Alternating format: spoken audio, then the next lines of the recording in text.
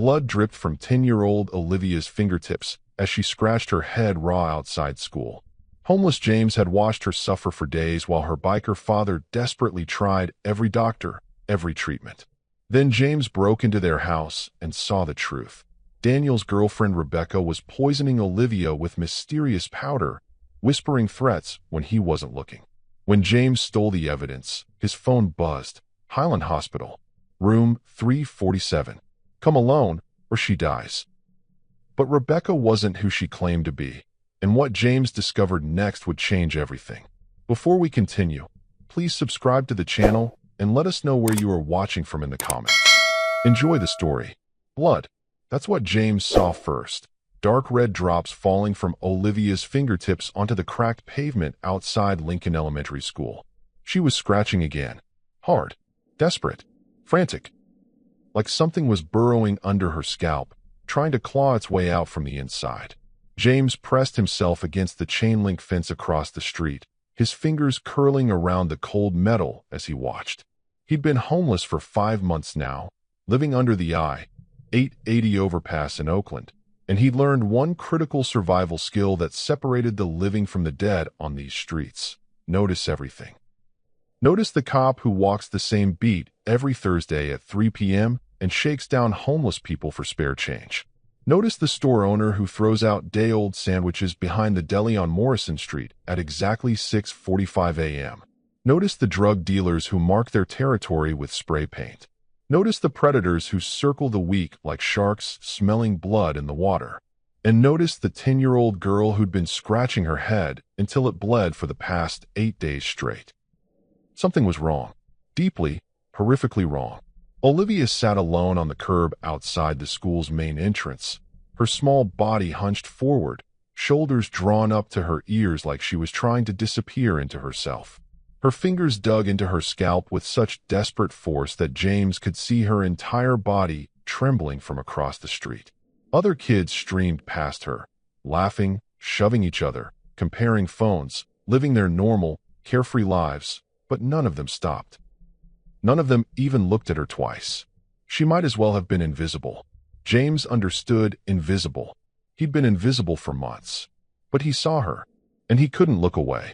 The October wind cut through his thin jacket, a dirty gray hoodie he'd found in a dumpster behind a Goodwill, as he checked his phone. The screen was cracked in 3 places, and the battery icon blinked red at 8%, but it still worked. 3:47 p.m. Any minute now, her father would show up. James had been watching Olivia for over a week.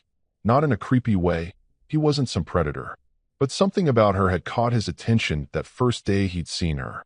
Maybe it was the way she sat apart from the other kids, like she was radioactive. Maybe it was the way she flinched whenever someone walked too close. Or maybe it was the scratching, that constant, desperate scratching that never seemed to stop.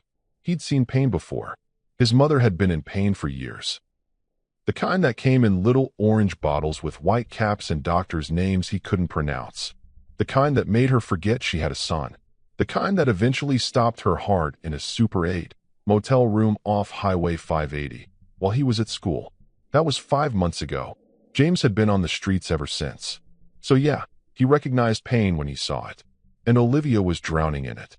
From his position across the street, James could see fresh scratches crisscrossing her scalp. Angry red lines that wept tiny beads of blood. Her brown hair, which had been thick and healthy-looking a week ago, now came out in clumps. Bald patches showed through where she'd scratched too hard. Her school uniform, a white polo shirt and navy blue pants, was rumpled and stained. Dark circles shadowed her eyes like bruises. She looked like she hadn't slept in days. A group of girls walked past her, giggling about something on their phones. One of them, a tall girl with perfect braids, wrinkled her nose and whispered something to her friends. They all laughed and moved away faster, giving Olivia a wide berth like whatever she had might be contagious. Olivia didn't seem to notice. Or maybe she'd just stopped caring. She scratched harder, and James watched as her fingernails, bitten down to the quick, raked across her scalp. A thin line of blood trickled down behind her ear. She didn't even wipe it away. James's stomach twisted. Where the hell was her father? As if summoned by the thought, The sound erupted through the quiet afternoon, a deep, throaty roar that made the ground vibrate beneath James's feet and rattled the chain-link fence he was gripping. The sound of American steel and raw power. The sound of a machine built for one purpose: to announce its presence to the world. A Harley-Davidson.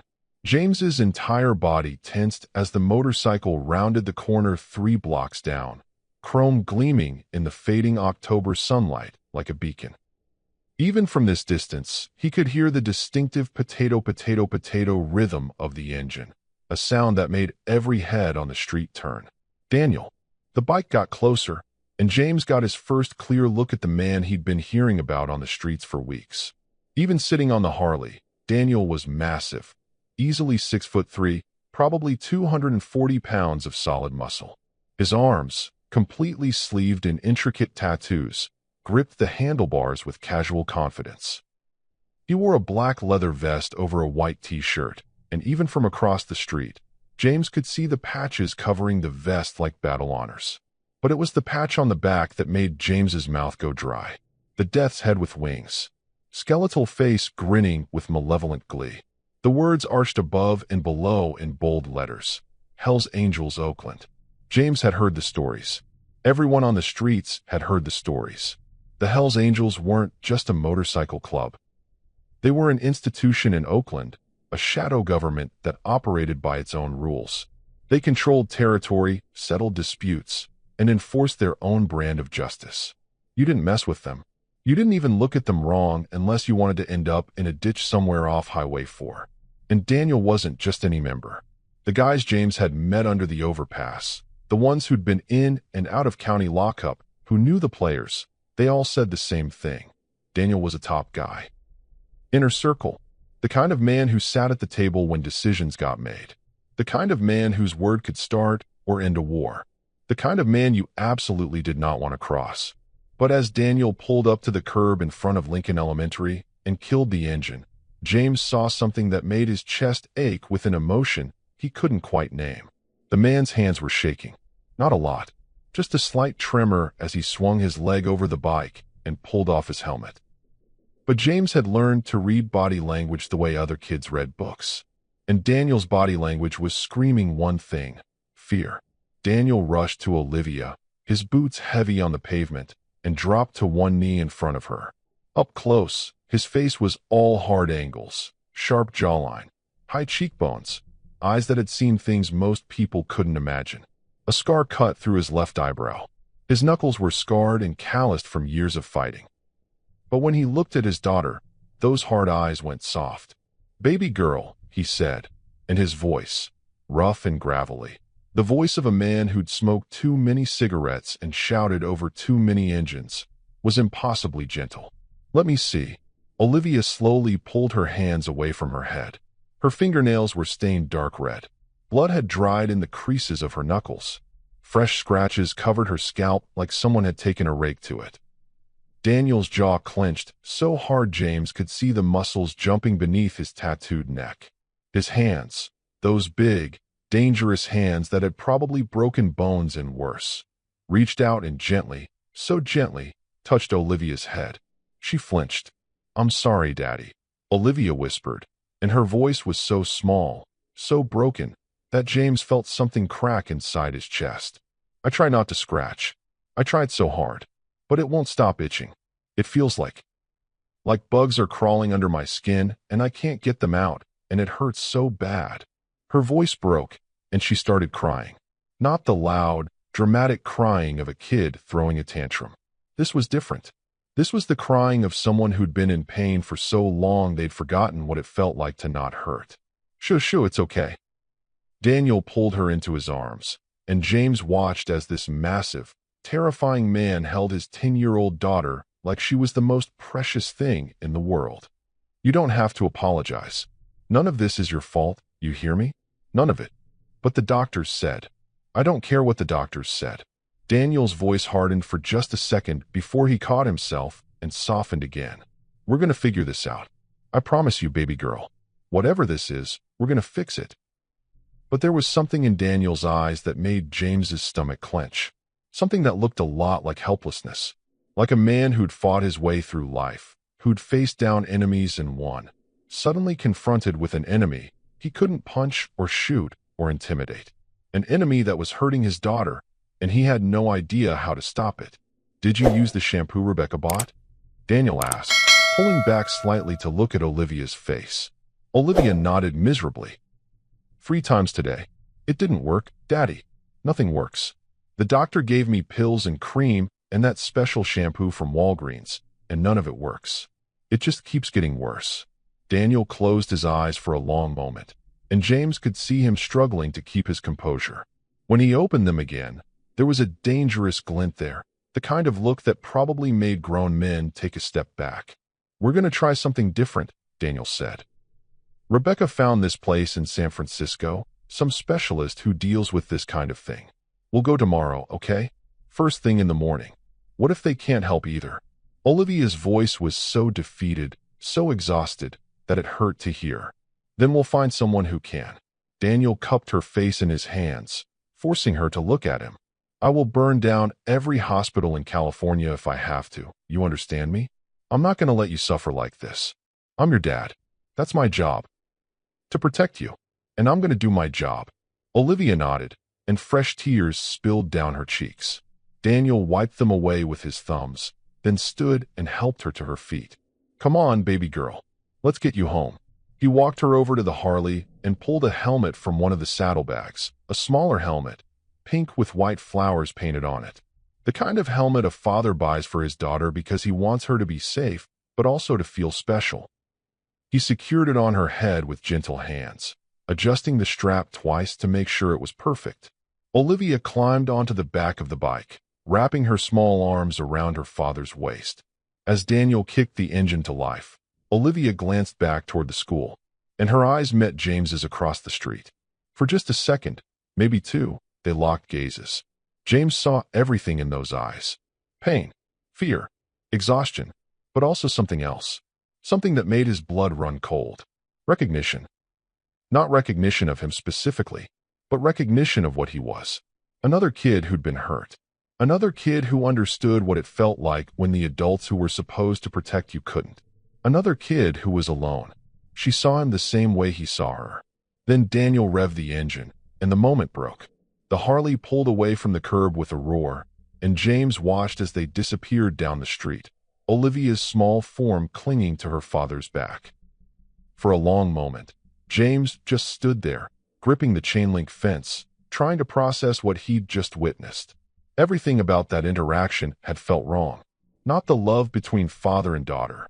That was real, maybe the most real thing James had seen in months. But everything else, the scratching, the blood, the way Olivia had flinched when Daniel touched her head, the desperation in Daniel's voice when he talked about doctors and specialists. This wasn't just lice. It couldn't be. James had seen lice before. Half the kids at the homeless shelter had it. But they didn't look like Olivia. They didn't scratch until they bled. They didn't have bald patches and eyes that looked like they'd forgotten what sleep felt like. Something else was going on. And every instinct James had, every survival skill he'd learned on the streets, was screaming at him that Olivia was in serious danger. He checked his phone again. For 03 p.m., the battery was down to 6%. He needed to charge it soon, but the library didn't close until 8 p.m., and they had outlets in the back where the librarians didn't pay attention. But first, he needed to follow Daniel and Olivia. James had no plan, no idea what he was going to do, but he knew one thing with absolute certainty. He couldn't walk away. Not from this. Not from her. He'd walked away from too many things in his life. From his mother when she'd started using.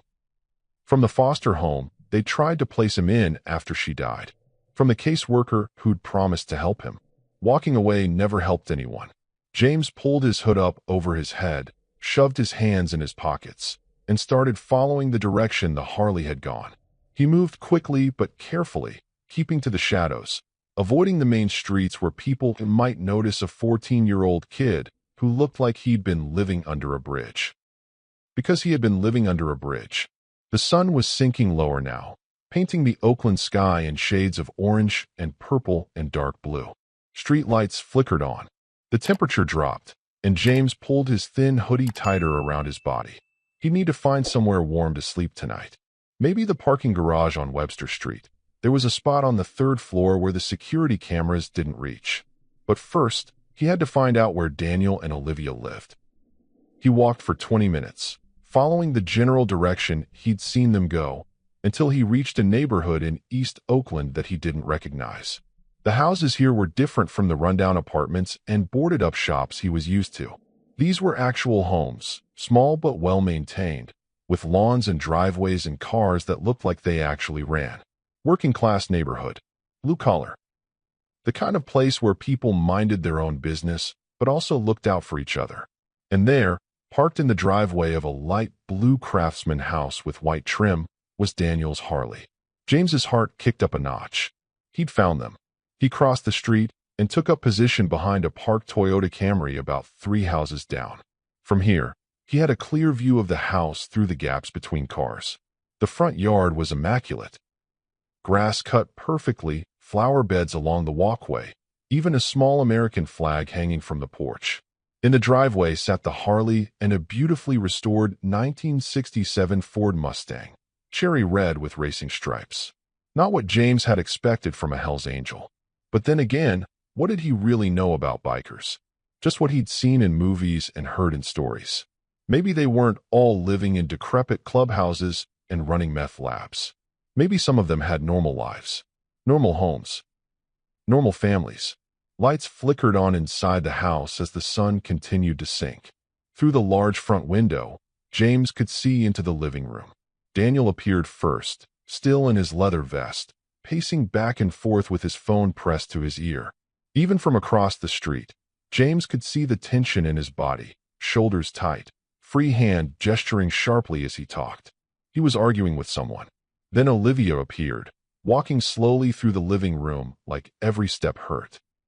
She sat down on the couch, drew her knees up to her chest, and immediately her hands went back to her head. Scratching. Always scratching. James leaned forward, straining to see better. And then another figure walked into the frame. Rebecca. James had seen her before. She picked Olivia up from school sometimes when Daniel was working. Mid-30s, maybe 40, with blonde hair pulled back in a sleek ponytail. She wore gray yoga pants, white running shoes, and a maroon Stanford University sweatshirt. She looked like every other soccer mom in Oakland. Professional, put together, safe, the kind of woman you'd trust with your kids. But something about her smile made James's skin crawl. Rebecca walked over to the couch where Olivia sat and settled down beside her. She said something. James couldn't hear the words, but he could see her mouth moving. And then gently, carefully, she ran her fingers through Olivia's damaged hair. From across the street, it looked tender, maternal, the gesture of a woman who cared about a suffering child. But then James saw Olivia's reaction. The girl's entire body went rigid. Her hands, which had been scratching her head, suddenly clenched into tight fists. Her shoulders drew up. Her face, what James could see of it, went pale. She was afraid. Rebecca continued stroking Olivia's hair, her movements slow and deliberate. She leaned close to the girl's ear, her lips moving as she whispered something. Whatever she said, it made Olivia stop breathing. James could see it from across the street. The way Olivia's chest stopped moving. The way her entire body locked up like she'd been turned to stone. Her eyes went wide. Her mouth opened slightly.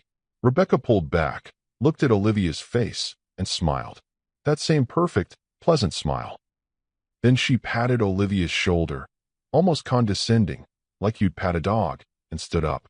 Daniel was still on the phone in the other room, his back to them, completely oblivious to what had just happened.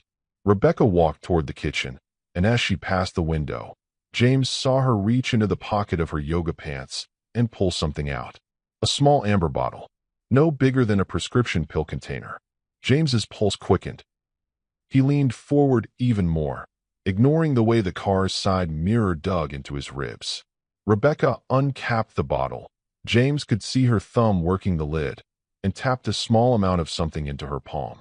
It looked like powder, white or maybe pale yellow, hard to tell in the lamplight. She glanced toward Daniel, confirming he was still distracted, then walked back into the living room. "Let me fix your hair, sweetie." James couldn't hear the words, but he could read her lips through the window. His mother had been deaf in one ear from an infection, and she'd taught him to read lips when he was little. It had seemed like a game then. Now, it might be the only thing that let him understand what was happening. Rebecca sat back down next to Olivia and gently, so gently, gathered the girl's damaged hair in her hands. She ran her fingers through it, smoothing it down, the picture of care and concern.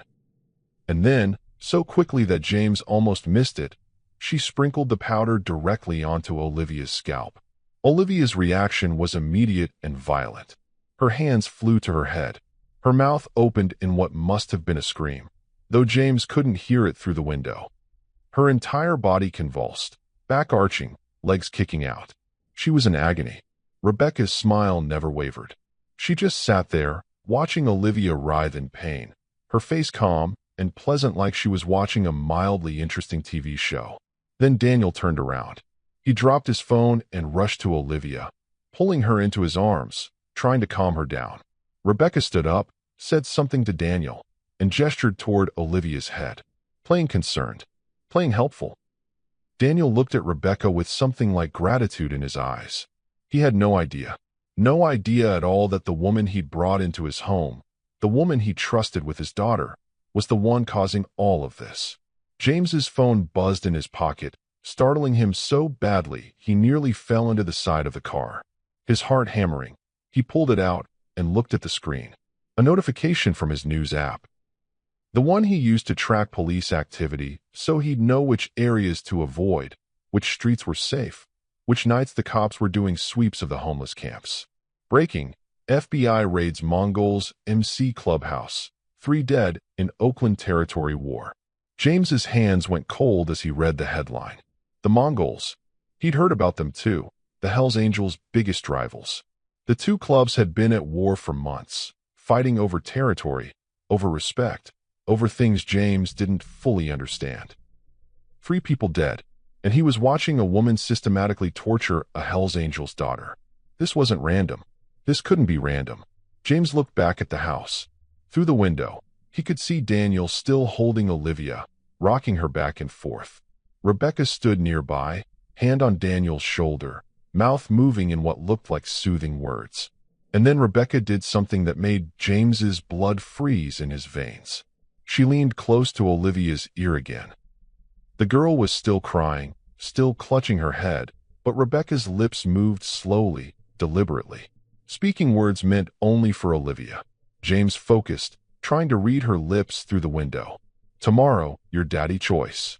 He missed some of it. The angle was wrong, and Rebecca's head partially blocked his view.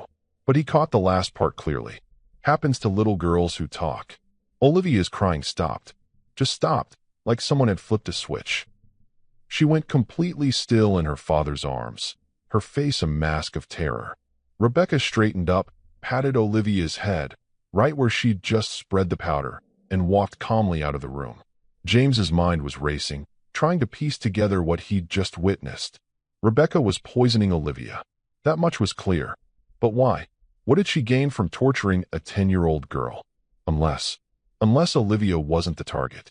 Unless Olivia was just the weapon, and Daniel was the real target. James's phone buzzed again. He looked down, expecting another news alert. What he saw instead made his stomach drop to his feet. A text message from an unknown number. I saw you watching. James's breath caught in his throat. His hands started shaking so badly, he almost dropped the phone. Another message appeared. You're a smart boy. Keep watching, and you'll end up like your mother. The world seemed to tilt sideways. How did they know about his mother? How did they even know he existed? With trembling hands, James looked up at the house. Rebecca stood in the window, phone in her hand, looking directly at him. She couldn't possibly see him. He was across the street, behind a car, hood up, in the growing darkness. There was no way she could see him, but she was staring right at him. And she was smiling. That same pleasant, perfect smile. James's phone buzzed again. Another text. Tomorrow, your daddy's going to make a choice. And if he picks wrong. A photo loaded on the screen. Olivia's school picture. The kind they take every year, with the fake background and the forced smile. Someone had drawn a red circle around her face. Well, you'll find out what happens to little girls who talk too much. James's mind reeled. They thought he was Olivia. They thought they were texting Daniel's daughter, which meant his phone exploded with another notification. The news app again. But this time, the headline made everything click into place. Developing. FBI raids Mongols' MC clubhouse. 3 dead in Oakland Territory war. Anonymous tip led to raid. Sources say informant may be connected to Hell's Angels. Anonymous tip. Informant. Connected to Hell's Angels. The pieces slammed together in James's mind like puzzle pieces that had been waiting to connect all along. Rebecca wasn't just Daniel's girlfriend. She was an informant. She was feeding information to someone. The FBI, the Mongols, maybe both. Setting Daniel up. Using his daughter as leverage, as a distraction, as insurance. And Olivia was the one paying the price. James looked back at the house. Through the window, he could see Olivia on the couch now, hands pressed against her head, rocking back and forth. Daniel sat beside her, one arm around her shoulders, looking more helpless than any man that dangerous should ever look. Rebecca stood in the kitchen doorway, amber bottle back in her pocket, watching them both with those cold, calculating eyes.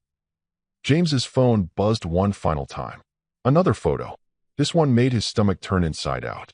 It was a picture of him, taken right now, from inside the house.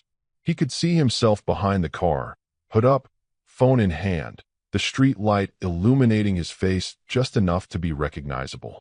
Rebecca had photographed him, from inside the house, which meant she had been watching him the entire time he'd been watching her. The next text came through, and James's hands shook so violently he could barely read the screen. Highland Hospital, room 347. Come alone, or she doesn't get the antidote. You have 2 hours. Antidote, which meant poison, which meant Rebecca had done something worse than just making Olivia's head itch. But Olivia was right there, in the house, in the living room, not at any hospital, which meant this message wasn't about Olivia. This was about something else. This was a trap. And Daniel, big, tough, dangerous Daniel who looked like he could tear a man apart with his bare hands, was about to walk right into it. Because he'd do anything to save his daughter, even die. James stood there behind the car, heart pounding, phone clutched in his shaking hands, and realized he had a choice to make. He could walk away, delete these texts, forget he'd ever seen any of this, go back to his spot under the I-880 overpass and survive another day on the streets. Or he could try to help a little girl he didn't know and her father who'd probably kill him just for being on his street. James thought about his mother, about the way she'd scratched at her arms when she was high, convinced bugs were crawling under her skin, about how no one had helped her, how everyone had just looked away. He thought about all the times he'd looked away from other people's pain because getting involved meant risking himself. He was so tired of looking away. James took a deep breath, shoved his phone in his pocket, and made his decision. He wasn't walking away from Olivia. Not tonight. Not ever. Even if it killed him. James didn't sleep that night. He couldn't. He lay on his piece of cardboard under the I-880 overpass, listening to the constant rumble of traffic overhead, watching the news notification glow on his phone screen until the battery finally died at 2:17 a.m. FBI raids Mongols' MC clubhouse. 3 dead in Oakland Territory war.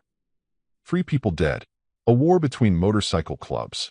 And Rebecca, pleasant, yoga pants wearing Rebecca, systematically poisoning a 10-year-old girl while whispering threats in her ear. None of it made sense. But James had learned on the streets that things didn't need to make sense to be dangerous. By the time pale orange light crept across the Oakland sky, James had made his decision. He needed to know what was in that amber bottle. He needed proof. Because without proof, he was just another homeless kid with a crazy story that no one would believe. At 6:45 a.m., James was back on Daniel Street, crouched behind the same Toyota Camry. His stomach growled. He hadn't eaten since the half a sandwich he'd found in a CVS dumpster yesterday afternoon, but he ignored it. He'd gone longer without food. The lights in Daniel's house flickered on at 7:03 a.m. Through the window, James watched Daniel move through the living room in sweatpants and a t-shirt, hair disheveled, looking like he'd slept about as well as James had. which is to say, not at all. At 7:24 a.m., Rebecca's black SUV, a Toyota 4Runner with tinted windows, pulled out of the driveway and disappeared down the street. She was heading somewhere, leaving Daniel and Olivia alone. This was his chance. James waited 5 minutes to make sure she wasn't coming back, then moved quickly across the street. His heart hammered against his ribs as he circled around to the back of the house. There was a wooden fence, but the latch was broken. He could see it hanging loose. He slipped through the gate into the backyard. A swing set stood in one corner, the swings moving slightly in the morning breeze. A small vegetable garden ran along the fence, tomatoes, peppers, herbs. Someone took care of this place. Someone loved it. James approached the back door, a sliding glass door that led into what looked like the kitchen. He tested it gently. Locked. But the window next to it, a small bathroom window about 4 feet off the ground, was cracked open about 3 inches. James had broken into places before. Not proud of it, but survival meant doing things you weren't proud of. He'd stolen food from convenience stores, clothes from donation bins, a phone from a distracted tourist. Adding breaking and entering to the list didn't make him feel any better, but at least this time he had a reason beyond survival. He was trying to save someone. The window was small, but James was skinny. 5 months of inconsistent meals had made him skinnier.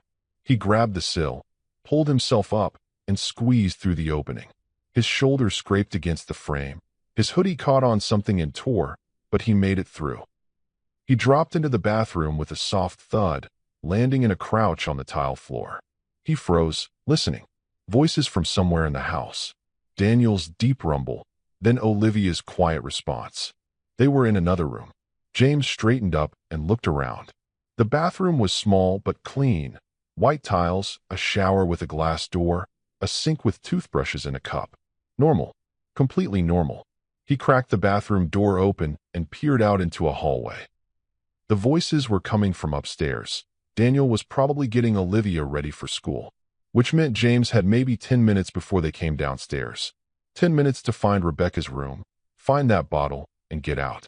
He moved silently down the hallway, his sneakers making no sound on the hardwood floor. The house smelled like coffee and something else, lavender maybe, air freshener or candles. To his left was the kitchen, to his right was the living room he'd seen through the window last night. And straight ahead was a partially open door. James pushed it open slowly. A bedroom. King-sized bed, neatly made. Men's clothes on one side of the closet, women's clothes on the other. This was Daniel and Rebecca's room. His stomach clenched. He was really doing this. Breaking into a Hell's Angels bedroom. If Daniel caught him, there wouldn't be enough left of him to identify. But Olivia's face flashed in his mind. Those hollow eyes, those bloody scratches, that look of absolute terror when Rebecca had whispered in her ear. James moved into the room. He started with the nightstands.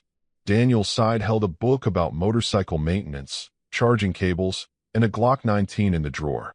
James's hands shook as he carefully closed that drawer. Rebecca's side held lotion, reading glasses, a paperback romance novel. No amber bottle. He checked the dresser next. Daniel's drawers held folded t-shirts and jeans. Rebecca's held yoga pants, workout clothes, and, wait, in the back of her underwear drawer, tucked beneath a stack of sports bras, James's fingers brushed against something hard and cylindrical. He pulled it out. The amber bottle. His pulse spiked. He held it up to the morning light filtering through the window. About 2 inches tall, unmarked except for a number written in Sharpie on the bottom. K47. Inside, maybe a tablespoon of white powder remained. James needed to get this analyzed. But by who? He was a homeless 14-year-old. He couldn't just walk into a police station with stolen evidence from a Hell's Angels house.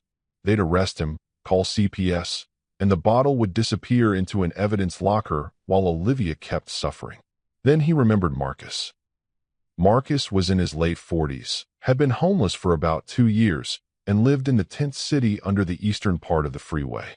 But before the economy collapsed and his teaching job evaporated, Marcus had been a chemistry teacher at Oakland High School. James had met him a few weeks ago when Marcus had stopped 3 teenagers from beating James up for his shoes. Marcus was smart. Marcus might be able to help. James pulled out his phone, still dead. Then remembered he'd seen a charger on Daniel's nightstand. He grabbed it, plugged his phone in, and waited impatiently as it powered back on. Voices from upstairs got louder. Footsteps on the stairs. They were coming down. James unplugged his phone, shoved it in his pocket, and clutched the amber bottle.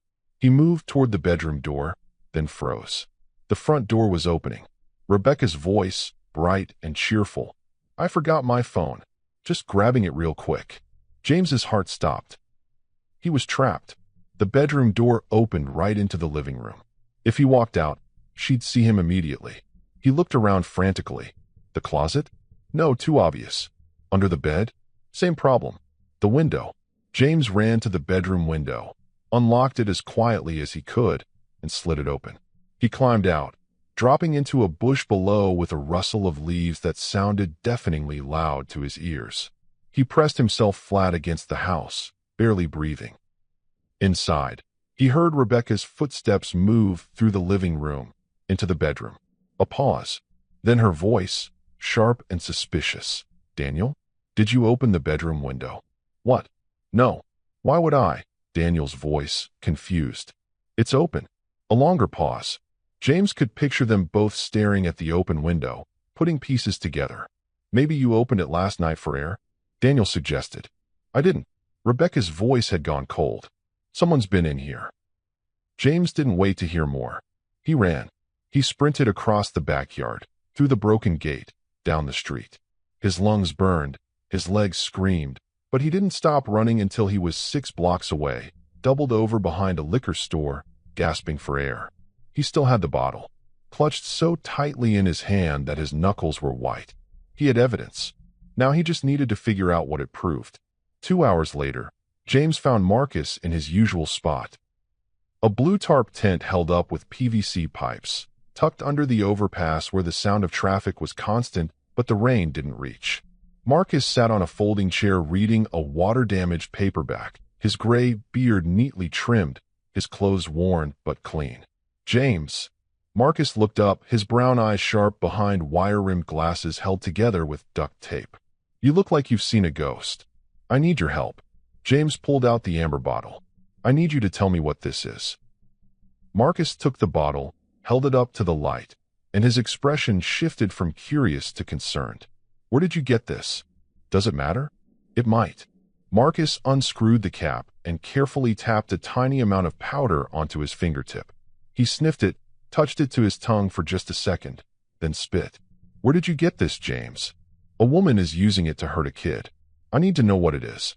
Marcus was quiet for a long moment. Then he stood up and walked to the back of his tent, where he kept his possessions in a series of plastic bins. He rummaged through one and pulled out what looked like a small black box with a screen, about the size of a paperback book. "Is that?" "Portable spectrometer," Marcus said. "Salvaged it from the Oakland High Chem lab when they closed it down. Battery still works if I charge it with solar." He gestured to a small solar panel propped against the tent. "Not as good as a real lab, but it'll tell us what we're dealing with." He powered on the device, placed a tiny sample of the powder on the analysis plate, and closed the lid. The screen lit up with graphs and numbers that meant nothing to James. Marcus stared at the screen, his face going pale. "What?" James demanded. "What is it?" "It's a mixture." Marcus's voice was tight. "Fiberglass particles, microscopically small, sharp enough to embed in skin and cause severe irritation. Capsaicin extract, the chemical that makes peppers hot, concentrated to about 50 times normal strength. And," he paused, fingers scrolling through the data, "benzalkonium chloride. It's a preservative and antiseptic, but in high concentrations it causes chemical burns." James's stomach turned. "So it's poison?" "Not exactly. It won't kill anyone, but it will." Marcus looked up, and James saw something like horror in his eyes. "It will cause excruciating pain. Constant, maddening pain. The fiberglass embeds in the scalp, the capsaicin triggers pain receptors, and the benzalkonium prevents healing while causing inflammation. Whoever designed this wanted someone to suffer. Not die, suffer. Can doctors detect it? Not easily. The fiberglass particles are too small for most standard examinations. Doctors would see irritation, Maybe suspect lice or dermatitis. By the time they figured out it was chemical exposure, the damage would be significant. Marcus handed the bottle back to James. This is torture, kid. Systematic, calculated torture. Who's using this on a child? Before James could answer, his phone buzzed. He'd managed to charge it to 30% at Daniel's house before running. A text message. Unknown number. You took something that doesn't belong to you. James's blood went cold. Another message. Marcus Powell, age 47, former chemistry teacher, currently residing at 880 Overpass, Eastern Encampment, Blue Tent. Marcus looked at James's face. What's wrong? James showed him the phone with shaking hands. A third message appeared. You have until 3 p.m. to return what you stole. Highland Hospital, room 347. Or your friend learns what happens to people who help you. A photo loaded. Marcus, sitting in his tent right now, reading his book. Taken from across the encampment. Someone was watching them. Right now, Marcus stood up slowly, looking around the encampment. Dozens of tents, hundreds of people, cars passing on the street above. Anyone could be watching. James, Marcus said quietly, what have you gotten us into? James opened his mouth to answer, but his phone buzzed again. This time, it wasn't a text. It was a call. Unknown number. His hands shaking, James answered and put it on speaker. A woman's voice. Smooth, pleasant, familiar. Rebecca. Hello, James. We haven't been properly introduced, but I know so much about you. Your mother, Angela. Fentanyl overdose, Super 8 Motel, May 17th. Very sad. You've been alone ever since, haven't you? James couldn't speak. His throat had closed up. I'm going to make this very simple, Rebecca continued. You have something of mine. I want it back. Highland Hospital, room 347, 3 p.m. Come alone. Bring the bottle. If you don't. A pause. Well, I've already shown you what I can do to a little girl. Imagine what I can do to a grown man who no one will miss. Why are you doing this? James finally managed to choke out. Why hurt Olivia? Rebecca laughed. It was a pleasant sound. The laugh of someone telling a funny story at a dinner party. Oh, sweetie. Olivia isn't the target. She's just leverage. Her father has something I need. And tomorrow, he's going to give it to me. Or his daughter's suffering continues. Simple business. What could Daniel possibly have that? 3 p.m. James. Room 347. Don't be late. The line went dead. James and Marcus stared at each other. The morning sun was climbing higher, and the temperature was rising, but James felt frozen to his core. We need to go to the police, Marcus said. With what? A stolen bottle and a story about a Hell's Angels girlfriend? They'll lock me up and return Olivia to her father, and Rebecca will just use something else to hurt her. Then what do you suggest? James looked at his phone. 10:47 a.m. He had 4 hours and 13 minutes. I suggest, he said slowly, that we figure out what Rebecca really wants. Because she's lying. This isn't about Daniel giving her something. This is about something bigger. Marcus picked up the spectrometer, still displaying the chemical analysis. This mixture, it's sophisticated. Medical-grade compounds, precise ratios. Someone with chemistry knowledge made this. Someone with resources.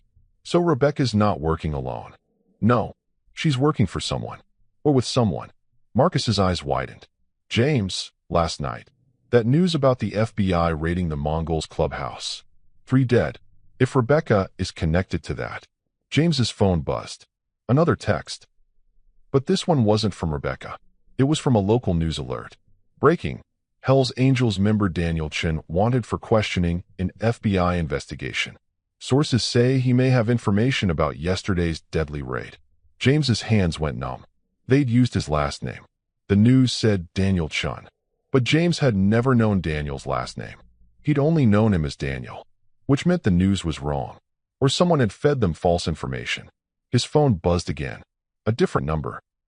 A photo appeared on the screen. It was Olivia, but not at home, not at school. She was in a hospital bed, eyes closed, breathing tube down her throat, machines beeping beside her. The text that followed made James's world collapse. She took too many pills. Such a tragedy. Highland Hospital ICU. Her father's on his way. You have 2 choices, James.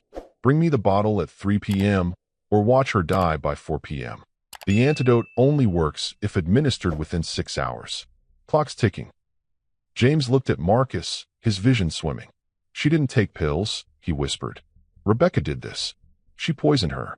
And now she's using Olivia to get me to Highland Hospital. It's a trap, Marcus said. I know. You can't go. I have to. James. She's 10 years old.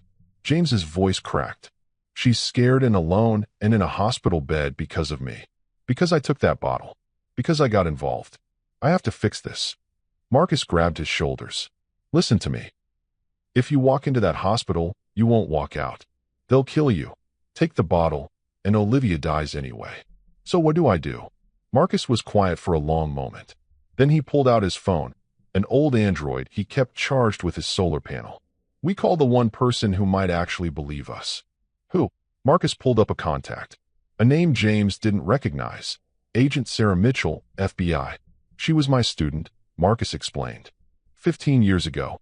Brilliant kid. Went to Berkeley, then Quantico. She's assigned to the San Francisco field office now. If there's anyone who might listen to a homeless teacher and a runaway kid with a crazy story about corruption and poisoned children. He hit dial. The phone rang once, twice, 3 times. Then a woman's voice. Marcus? Is that you? I haven't heard from you in years. Are you okay? No, Marcus said. I'm not. And I need your help. There's a little girl dying in Highland Hospital, and the woman who poisoned her is FBI. Silence on the other end. Then, what did you just say? Marcus took a breath and began to explain. James checked his phone.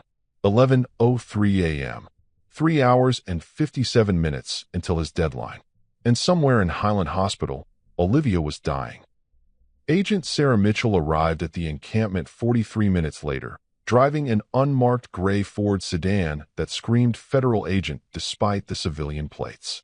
She was in her early 30s, black, with her hair pulled back in a tight bun and sharp eyes that took in everything. The tents, the people, the vulnerable positions. James watched her approach Marcus's tent, one hand resting near her hip where he could see the outline of a holstered weapon beneath her blazer. Marcus. She embraced him briefly, then stepped back and looked at James. You must be James. Marcus told me your story on the phone. It sounds insane. It is insane, James said. But it's true. Sarah held out her hand. The bottle. James hesitated, then pulled it from his pocket and handed it over. Sarah examined it, turning it in the light, reading the notation on the bottom. K47. That's not a standard pharmaceutical marking. She looked at Marcus. You analyzed this. Marcus gestured to his spectrometer, still displaying the chemical breakdown. Sarah studied the screen, her expression darkening with each passing second. This is military-grade irritant compounds, she said quietly. The kind used in enhanced interrogation research. Where exactly did you get this? From Rebecca's dresser drawer, James said. Daniel's girlfriend. And you broke into their house to get it. To save Olivia. Sarah was quiet for a moment, then pulled out her phone. Give me the address. James rattled it off. Sarah made a call, speaking in low tones, using terms James didn't understand. When she hung up, her face was grim. I'm sending a team to the house right now. If Rebecca is there, we'll bring her in for questioning. She looked at James. But you understand this is evidence obtained illegally. Anything we find might not be admissible in court. I don't care about court, James said. I care about Olivia not dying. Sarah's phone buzzed. She answered, listened, and her expression shifted from concerned to confused. Say that again. A pause. You're sure? Check with Oakland PD. Another pause. Copy that. She ended the call and stared at James and Marcus. There's no Daniel listed at that address. The house is owned by a Margaret Sullivan, age 72. She's been in a nursing home for 6 months. The property management company says it's been vacant since August. James's stomach dropped. That's impossible. I saw them there. Daniel, Olivia, Rebecca, they live there. Then they're squatting. Or someone gave you bad information. Sarah's eyes narrowed. Or you're lying to me. I'm not lying. James pulled out his phone, hands shaking. Look, I can prove it. Last night He stopped. Because when he opened his photo gallery to show her the pictures he'd taken through the window, they were gone. All of them. Deleted. That's impossible, James whispered. I took photos. I swear I took photos. Sarah's expression hardened. James, if you're wasting federal resources. He's not lying, Marcus interrupted. I saw the powder. I analyzed it. That compound exists. Someone made it for a reason. Then who? Give me something concrete. A name, a location, something I can actually investigate. Highland Hospital, James said desperately. Room 347. Rebecca told me to go there at 3 p.m. She said Olivia's in the ICU after an overdose. Check the patient records. Olivia, 10 years old, admitted this morning. Sarah was already on her phone, calling someone else. This is Agent Mitchell. I need a patient check at Highland Hospital ICU. Female, approximately 10 years old. First name Olivia. Admitted within the last 12 hours. She waited. Are you certain? Check again. Another pause. Understood. She lowered the phone slowly. There's no patient by that name. No 10-year-old girls admitted to Highland ICU in the past 48 hours. James felt like the ground had opened beneath his feet. But the photo. She sent me a photo of Olivia in a hospital bed. Can I see it? James opened his messages. Scrolled to the unknown number. The conversation was still there. Every threatening text, every demand. But the photo of Olivia in the hospital bed was gone. Replaced by a gray box that said, Image unavailable. This isn't happening, James breathed. Someone's deleting everything. Someone's erasing the evidence. Sarah looked at him with something between pity and suspicion, where there never was any evidence. Marcus, I respect you. I respect what you went through losing your job, your home. But if you're having some kind of episode, if this boy convinced you of something that isn't real, the powder is real, Marcus insisted. The chemical analysis is real. Someone synthesized those compounds. Then maybe James found it somewhere else. Maybe he stole it from a lab, made up a story about a little girl to get attention. I'm not making this up. James's voice cracked. Olivia is real. She goes to Lincoln Elementary. She sits outside after school scratching her head until it bleeds. Her father rides a Harley and has a Hells Angels vest. This is real. Sarah studied him for a long moment. Then she made one more call. This is Agent Mitchell, badge number 7734. I need you to pull records for Lincoln Elementary School, Oakland. Student roster, current enrollment. I'm looking for a female student. First name Olivia, approximately 10 years old. She waited, her eyes never leaving James's face. What do you mean there are 6? Then send me the list with photos. Her phone pinged. She opened the attachment, scrolled through, then turned the screen toward James. Is she here? James looked at the photos. 6 girls named Olivia, ranging from ages 8 to 11. Different faces, different backgrounds. None of them were the Olivia he'd been watching. She's not. I don't understand. James's mind was spinning. Maybe she uses a different name. Maybe. Maybe she doesn't exist, Sarah said quietly. James, I want to help you. But you're not giving me anything I can work with. No verifiable victim. No suspect I can locate. No physical evidence that connects to anything. Marcus's phone rang, cutting her off. He answered, his face going pale as he listened. When? A pause. How many? Another pause. I'm coming right now. He hung up and looked at Sarah and James, his hands trembling. That was Tyler. He runs the West encampment. 3 people from our camp were just arrested. Federal agents. They're being charged with possession of controlled substances. Tyler says the agents found fentanyl in their tents. What does that have to do with? Sarah started. We don't use, Marcus said sharply. Our camp has strict rules. No drugs, no alcohol. We police ourselves. Someone planted that fentanyl. James's phone buzzed. Another text from the unknown number. Still think Agent Mitchell can help you? She can't even see what's right in front of her. Come to Highland Hospital alone, James. Or more people die. Not just Olivia. Not just Marcus. Everyone you've ever spoken to. 2:47 p.m. You have 13 minutes. James looked at the timestamp on his phone. 2:34 p.m. Wait, that was wrong. When he'd checked 5 minutes ago, it had been 11:03 a.m. His phone's clock had jumped forward. 3.5 hours, just gone. He looked at Marcus's phone. 2:34 p.m. He looked at Sarah's watch. 2:34 p.m. What's happening? James whispered. How did it get so late? Sarah's phone rang. She answered, her face going from confused to shocked to horrified in the span of seconds. Where? She was already moving toward her car. I'm 10 minutes out. Lock down the entire floor. No one in or out.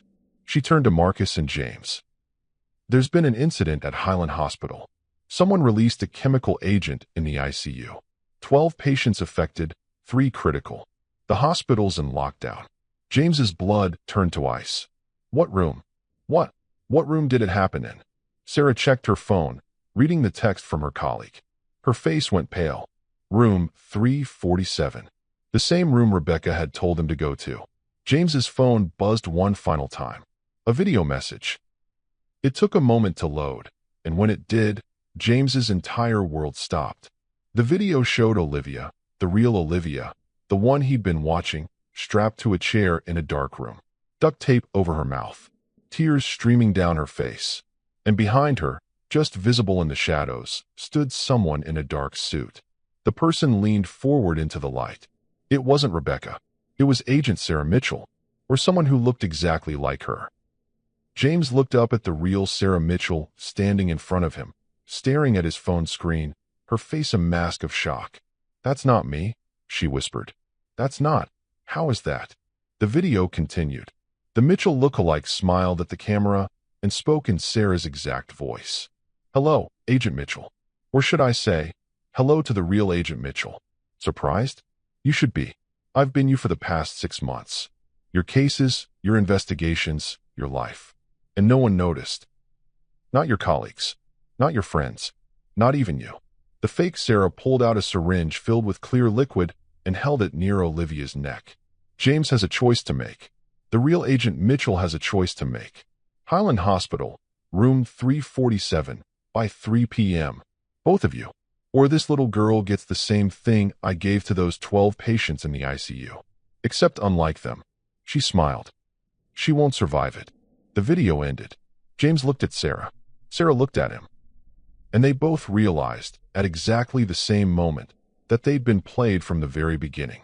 Sarah Mitchell's hands were shaking as she replayed the video for the 3rd time, her face pale in the harsh afternoon sunlight. This is impossible, she kept saying. I've been in San Francisco. I've been at my desk, in meetings, with my partner. Have you? Marcus asked quietly. Sarah stopped, stared at him. What are you asking? When was the last time you physically saw your partner?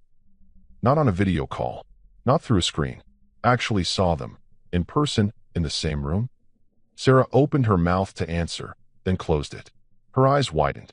3 weeks. Johnson took vacation time 3 weeks ago.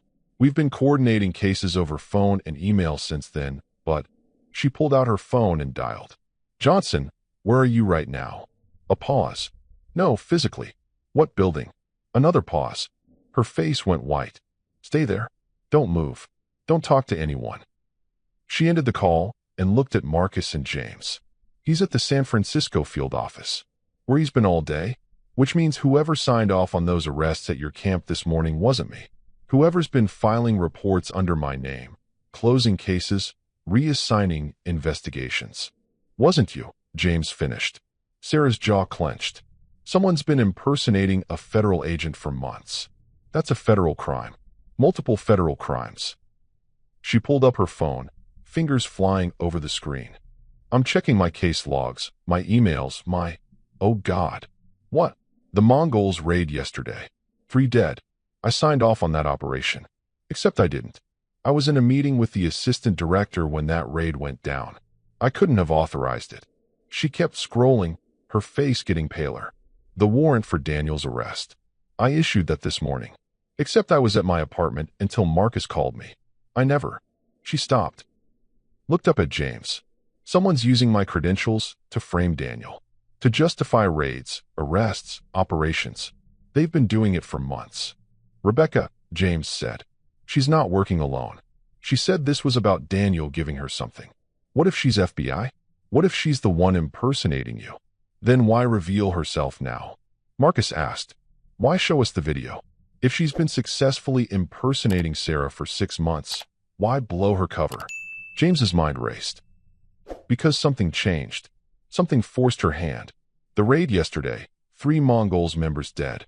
That's too big. Too visible. Maybe someone started asking questions she couldn't answer. Sarah was already making calls. I need an immediate trace on Agent Sarah Mitchell's credentials. Every login, every authorization, every case file accessed in the past 6 months. Priority Alpha. She hung up and turned to James. Highland Hospital. Room 347. We have, she checked her watch. 11 minutes. This is a trap. Obviously, James said. Then we don't go.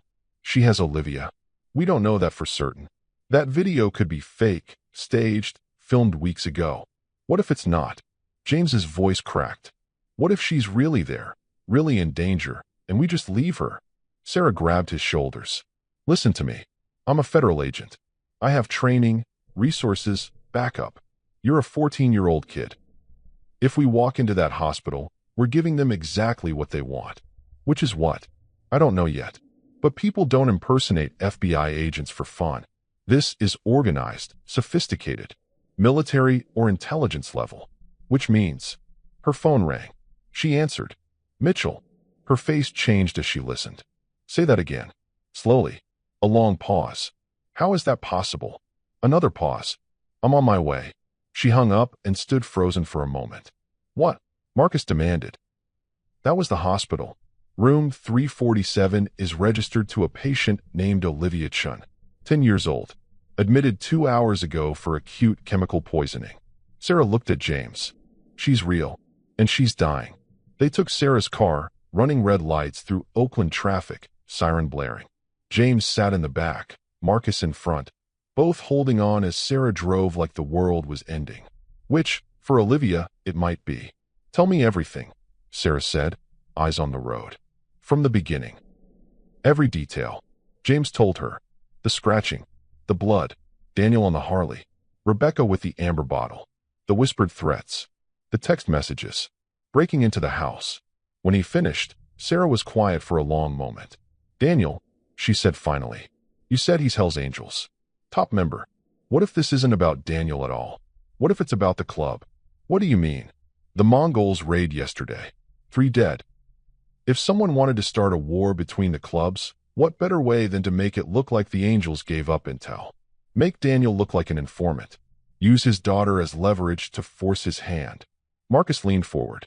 But why? What's the endgame? Control, Sarah said. Think about it. 2 of the biggest motorcycle clubs in California at war with each other. That kind of chaos creates opportunities.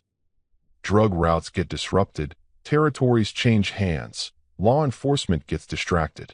In the confusion, someone smart could take over operations worth millions. James's stomach twisted. So Olivia's just collateral damage? A pawn? To whoever's behind this? Yes. Highland Hospital loomed ahead, a massive concrete structure rising above the Oakland skyline. Sarah pulled into the parking garage, 2nd level, and killed the engine. James, you stay in the car. No, that's not a request. She knows my face. The video was sent to my phone. I'm part of this whether you like it or not. James met her eyes in the rearview mirror. And if she's dying because of me, because I took that bottle, then I'm going up there. Sarah held his gaze, then nodded once. Stay behind me. Do exactly what I say. And if shooting starts, you run. Understand?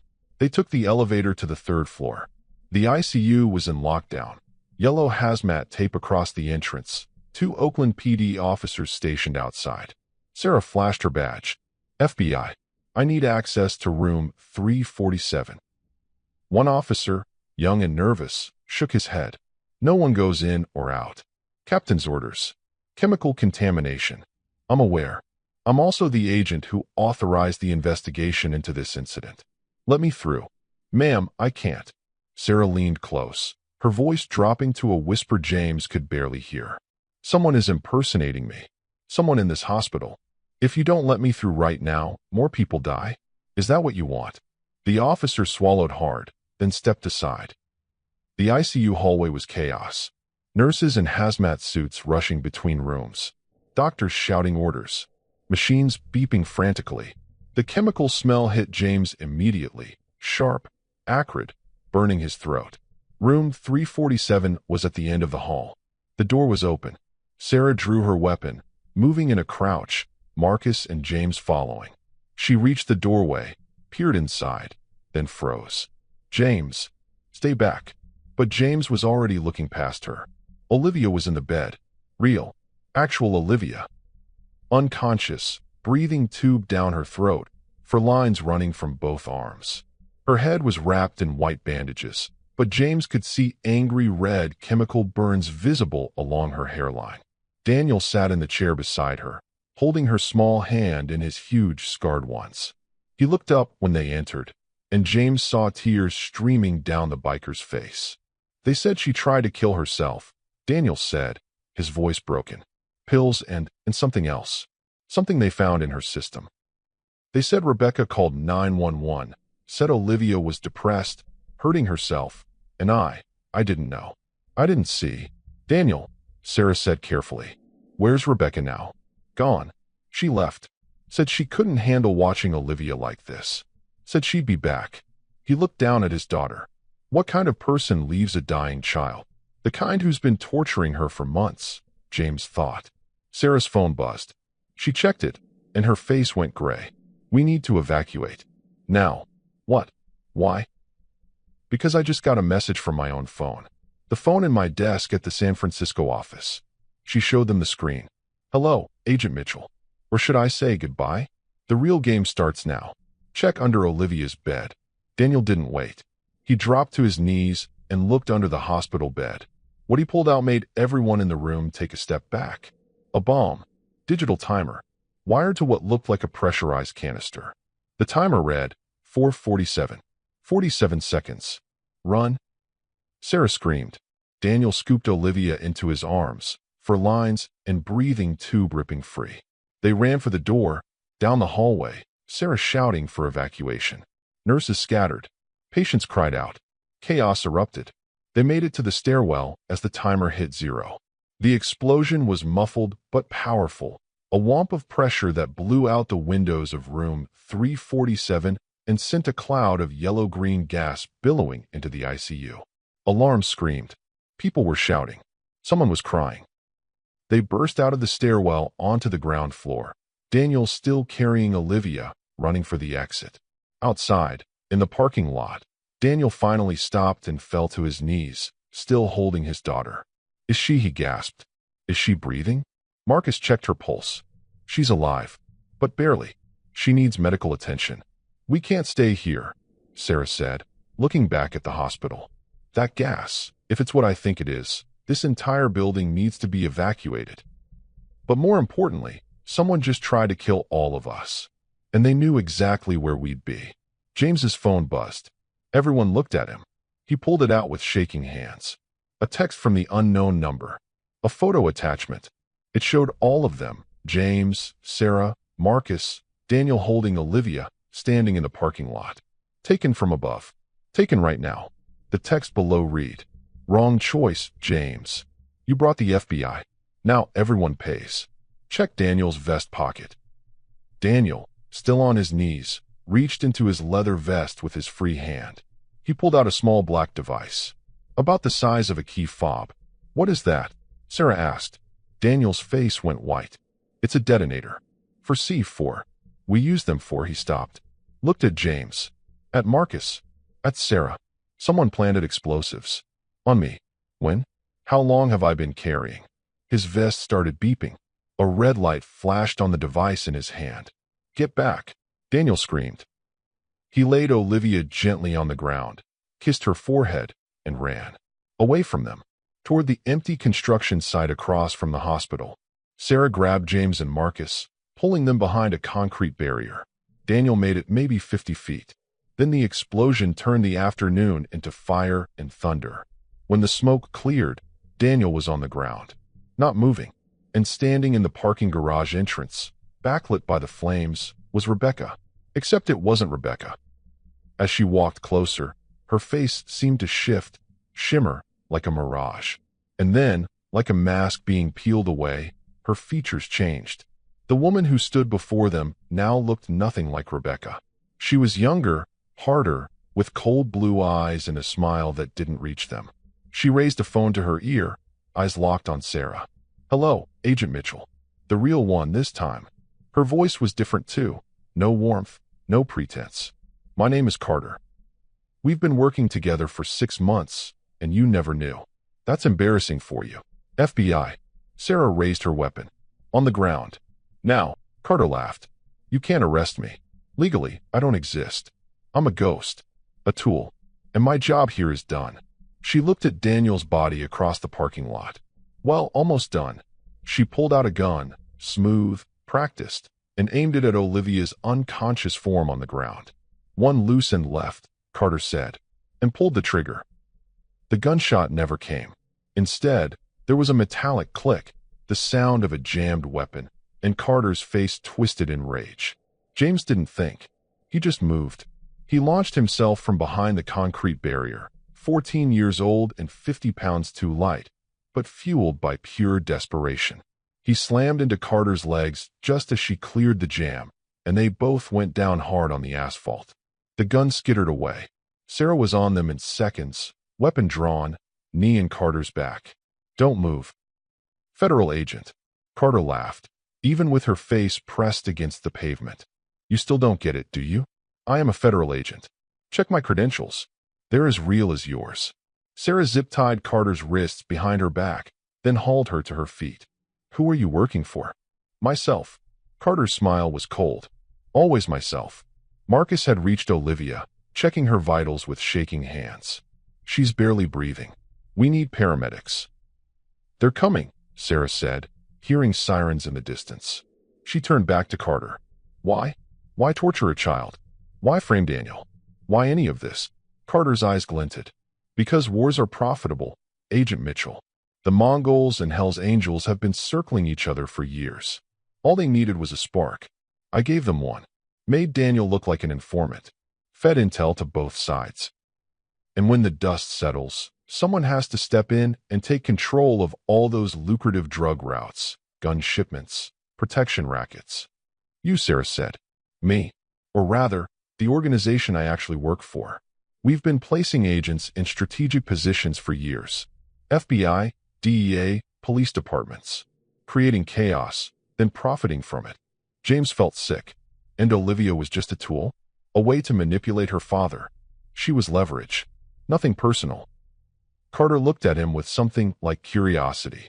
"You should be proud, kid. You're the only one who saw through it.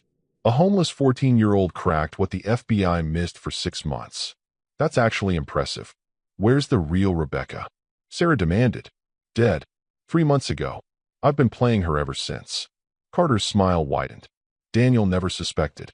Too blinded by grief over his dead wife to notice his new girlfriend was wearing a mask. James's mind reeled. A mask. That's why Rebecca's face had seemed to shimmer in the video. She'd been using some kind of disguise technology. Across the parking lot, Daniel groaned. He was alive. James ran to him, Marcus following. Daniel's vest was shredded, his face covered in burns and blood, but he was breathing. His eyes fluttered open. "Olivia," he rasped. "Where's?" "She's here," James said. "She's alive." Daniel tried to sit up, crying out in pain. I need to see her." "You need to stay still," Marcus said firmly. "You've got blast injuries, possible internal bleeding." "I don't care." Daniel's voice was steel beneath the pain. "My daughter." Now. They helped him up, half carrying him to where Olivia lay. Daniel collapsed beside her, gathering her small body into his arms, his big scarred hands impossibly gentle as he cradled her head. "I'm sorry, baby girl," he whispered, tears mixing with the blood on his face. "I'm so sorry. I should have seen it. Should have protected you. I failed." Olivia's eyes opened. Just a flutter, barely conscious, but she saw her father. Her lips moved, forming words too quiet to hear. Daniel leaned closer. "What, baby? What is it?" "Not your fault." Olivia breathed. "Love you, Daddy." Her eyes closed again, but this time she was smiling. Paramedics swarmed in, for ambulances, fire trucks, hazmat teams. They loaded Olivia and Daniel onto stretchers, started IVs, shouted medical terms James didn't understand. Sarah was on her phone coordinating with her office, with Oakland PD, with hazmat specialists. Carter sat on the ground in zip ties, still smiling that cold smile. "You think you won," Carter said to James as they loaded her into a police car. "But there are more like me. Dozens. Hundreds. We're everywhere. FBI, police, government. And you'll never find us all." "Maybe not," James said. "But we found you. That's a start." The police car drove away. 72 hours later, James stood outside Highland Hospital's main entrance, wearing clothes that actually fit, jeans and a hoodie that Marcus had bought him, and holding a visitor's pass. He took a deep breath and walked inside. Olivia's new room, she'd been moved out of ICU yesterday, was on the 4th floor. Private, quiet, with sunlight streaming through the windows. Daniel sat in a chair beside her bed, his torso wrapped in bandages, one arm in a sling. But he was smiling. Olivia was awake, really awake, sitting up in bed, eating Jell-O, her hair starting to grow back in soft brown fuzz where the chemical burns had been. She looked up when James entered. "You're the boy who saved me." James shifted uncomfortably. "I'm the boy who got you involved in this mess." "No." Daniel's voice was rough but firm. "You're the boy who saw what no one else did. Who risked everything to help a kid you didn't know." He stood, wincing, and extended his hand. "James, right?" James shook it. Daniel's grip was strong, his scarred knuckles a roadmap of old fights. "Thank you," Daniel said simply. "For my daughter. For everything. Will she be okay?" "Doctors say full recovery. 6 months of physical therapy for the chemical burns, some scarring on her scalp, but she'll heal." Daniel looked at his daughter with pure love. "She's strong. Stronger than me." Olivia stuck out her tongue at him, and Daniel laughed. A real, genuine laugh that transformed his harsh face. "What happens now?" James asked. "Now." Daniel sat back down, taking Olivia's hand. "Now I quit the club, get a regular job, be a real father, take Olivia to school, help with homework, be there. Actually be there." "You're leaving the Hells Angels?" "Already did. Turned in my vest yesterday. The club understands. Family first. Always." Daniel looked at James seriously. "What about you? Where are you living?" "Under the I-880 overpass. Same as before." "Not anymore." Daniel pulled out a piece of paper and handed it to James. "That's my sister Monica's address in Berkeley. She's got a spare room. Says you can stay there long as you need. No strings. Just a roof and meals." James stared at the paper, not trusting his voice. "Also," Daniel continued, "Marcus called. Says some nonprofit downtown is hiring him back as a tutor. Full-time position. He's got an apartment lined up. Said you could work there part-time, helping kids with homework. Pays minimum wage, but it's something." I can't." "You can," Daniel said firmly. "You saved my daughter's life. Let me help save yours." Olivia reached out and took James's hand. "Please stay," she said softly. "I want to be friends. Real friends." James looked at her. At this brave little girl who'd survived torture and betrayal, but still had the courage to smile, and felt something crack open in his chest. Something that had been frozen since his mother died. "Hope." "Okay," he whispered. "Okay, I'll stay." 6 months later, James stood outside Lincoln Elementary at 3:47 p.m. But this time, he wasn't hiding behind a fence. He was waiting at the entrance, wearing clean clothes, with a job and a room and 3 meals a day. Olivia came running out, her hair grown back thick and healthy, her smile bright and genuine. She wasn't alone.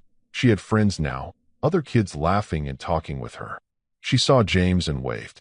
"Ready to go?" "Ready." They walked together toward the bus stop. Daniel's motorcycle repair shop was only 3 blocks away, and James worked there after school, learning to fix engines and handle tools. It was good work. Honest work. As they walked, Olivia reached out and took his hand. "Thank you," she said quietly, "for noticing, when no one else did." James squeezed her hand gently. "Someone once told me that when you see something wrong, you have 2 choices, look away or do something about it. I was tired of looking away. I'm glad you didn't." "Me too." They reached the bus stop, And James looked back at the school, at the fence where he used to hide, watching from the shadows. It felt like a lifetime ago, like a different person entirely. Maybe it was. Because the boy who'd been invisible, who'd survived by staying hidden, wasn't invisible anymore. He'd been seen. And in being seen, he'd found something worth more than safety. He'd found family. The bus arrived. James and Olivia climbed aboard, heading toward the motorcycle shop where Daniel was waiting, toward Marcus's tutoring center where other kids needed help, toward a future that, for the first time in months, actually looked bright. As the bus pulled away, James caught his reflection in the window. He was smiling. A real smile. Because sometimes, the most broken people are the ones who can fix what others can't see. And sometimes, noticing one person's pain can save more lives than you ever imagined.